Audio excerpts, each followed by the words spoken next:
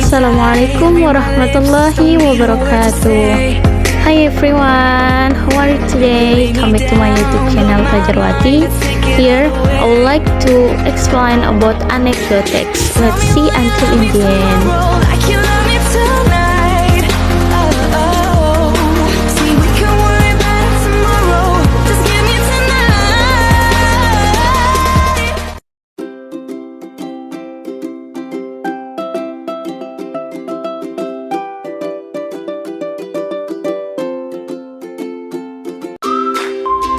This video is created to complete the task of reading conversion 3. Okay guys, we are going to material is about anekdotes. Okay guys, we are going to material. The first material is about definition of anekdotes. Anecdote is a text which retells funny and unusual incident in fact or imagination. Anekdotes adalah sebuah teks yang membahas kejadian lucu yang tidak biasa dalam fakta atau imajinasi. Nah guys, jadi anekdotes ini membahas semua kejadian lucu, baik itu fakta dalam real life kita ataupun hanya hayalan atau berupa imajinasi. Contoh-contoh dari anekdotes ini pastilah sangat banyak. Dipastikan setiap kehidupan yang kita lalui ini ada kejadian-kejadian konyol yang pernah kita lalui, dan sebuah hayalan-hayalan konyol yang menjadikan kita terhibur dengan imajinasi kita sendiri. Pasti ya guys, semua orang pasti merasakan ini. Okay guys, next material is purpose of anecdotes.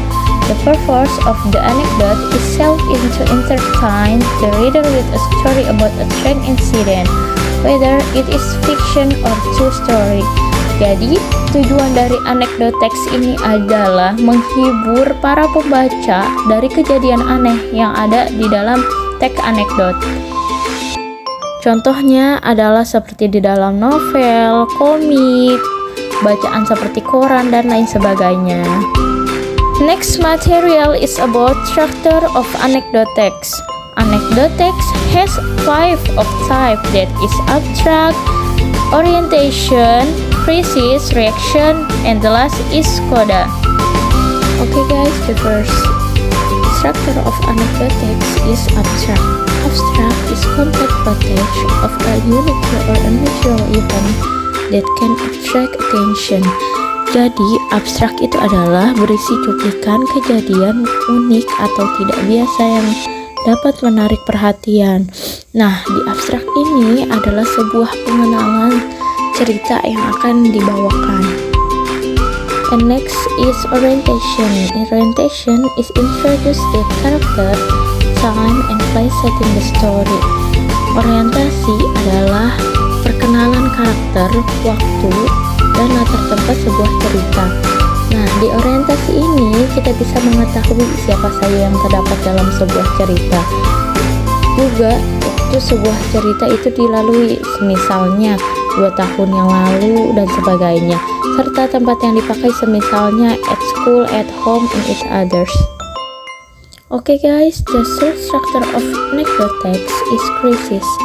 Crisis is the author's tales about unusual event in more detail. Nah, jadi di krisis ini penulis menceritakan kejadian yang tidak biasa atau menceritakan secara detail kejadian tersebut. Bedanya krisis dan abstrak ialah jikalau abstrak hanya mengulas tentang kejadian yang akan diceritakan secara singkat saja, tidak sama halnya dengan krisis. Kalau di krisis ini, seseorang yang bercerita atau yang membalas cerita akan lebih menceritakan lebih spesifik sebuah cerita tersebut. The fourth of structure of anecdotes is reaction. Reaction is the response or reaction that the character does after experiencing in crisis. Reaction atau action ini merupakan respon dari seseorang tokoh setelah mengalami krisis. Nah, jadi kan di krisis ini menceritakan tentang sesuatu yang aneh yang telah terjadi. Nah, jadi reaksi si tokoh ini setelah tahu dari cerita yang dibawakan, maka responnya itu akan seperti apa? Contohnya seperti kaget, ketawa, sedih, ataupun yang lain sebagainya. Okay guys, the last structure of anecdote text is coda. Coda is the author tells how the subject of the story or the actor solves the problem and the on or unusual incidents.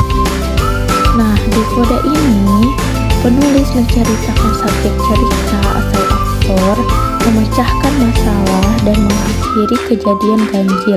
Jadi, di coda ini adalah ending sebuah cerita yang mana pasti di dalamnya adalah membuat solusi agar masalah yang ada terpecahkan. Okay guys, last time we talk about structure of anecdote text. Now we are going to next material is about language feature of anecdote text. Okay guys, here anecdote text has 6 of feature language. For the first language feature of anecdote text is using past tense. Nah, kenapa kok language feature anecdote text ini memakai using past tense? Karena di sini menceritakan kejadian yang telah berlalu, maka harus menggunakan simple past tense.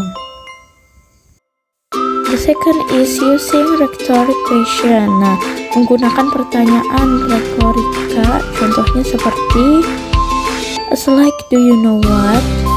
Apakah kita akan diam saja ketika lingkungan kita kotor?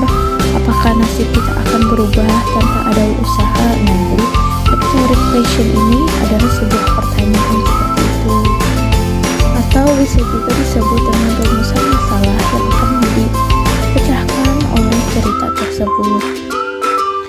And for the third language feature of anecdote text is using conjunction of time, such as then, afterward, and so on.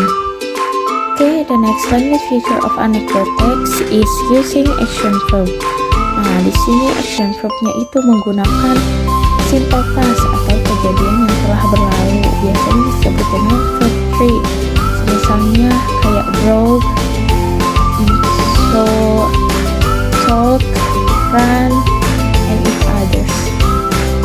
The next is using imperative sentence, for example, such as listen to this.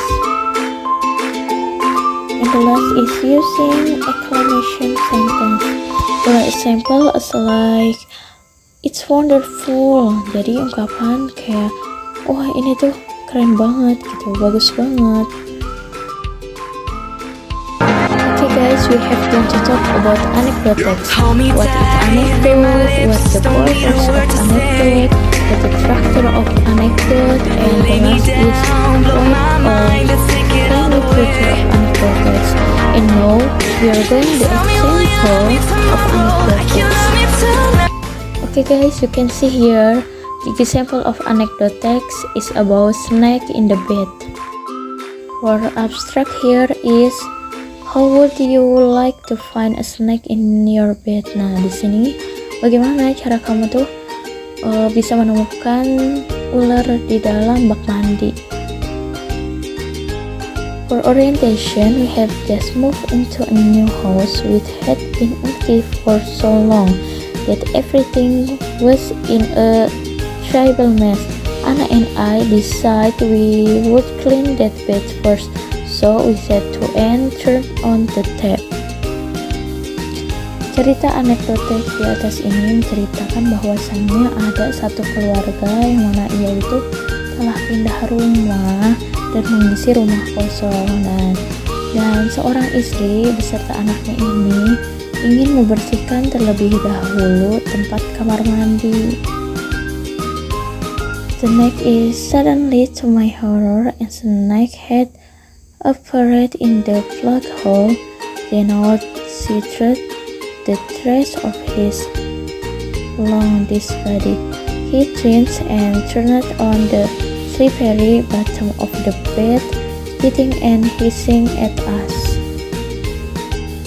Nah, kemudian ada sesuatu yang aneh keluar dari lubang air.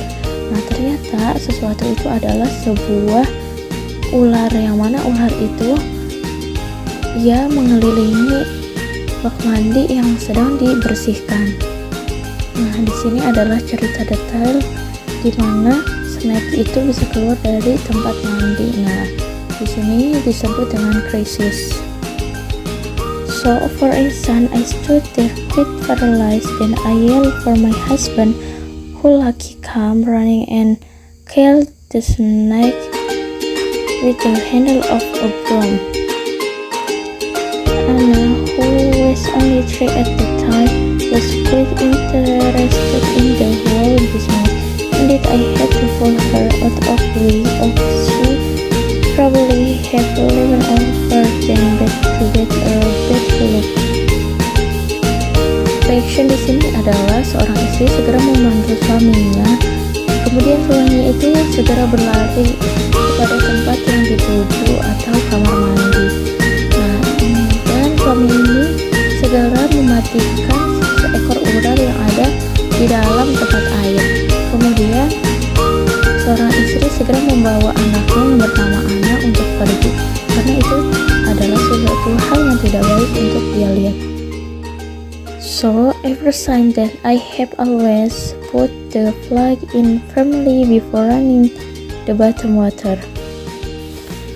Nah, ini dari cerita ini, kemudian keluarga ini tuh mengantisipasi bagaimana caranya agar ular tidak bisa masuk ke dalam bak air lagi. Nah, keluarga ini berinisiatif untuk menempelkan karpet stiker agar ular tidak bisa masuk ke dalam lubang air seperti yang telah terjadi.